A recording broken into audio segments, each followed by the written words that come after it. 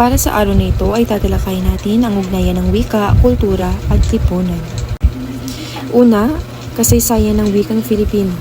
Ang wikang Filipino ay may malalim na kaugnayan sa pagkakaisang pambansa noong Hulyo 4, 1946. Itinalaga ang Tagalog bilang batayan nito ayon sa Batas Commonwealth BLG 184. Inaprubahan ito bilang wikang Filipino sa Saligang Batas ng 1973 at ngayon ay opisyal na wika kasama ang Ingles ayon sa Saligang Batas ng 1987.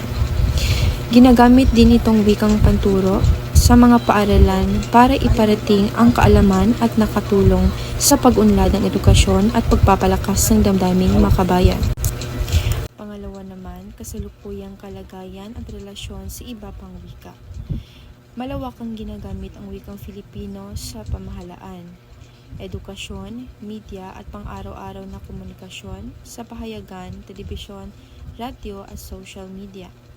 Gayunpaman, nahaharap ito sa hamon ng paglaganap ng Ingles at dayuhang salita na maaaring makakaapekto sa pagpapanatili ng kanyang purong anyo.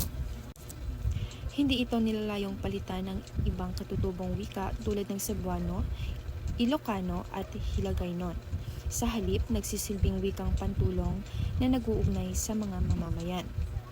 Ang mga katutubong wika naman ay mahalaga sa pagpapanatili ng kultura at nagpapayaman ng bokabularyo ng wikang Filipino sa pamamagitan ng mga salitang naipasok dito.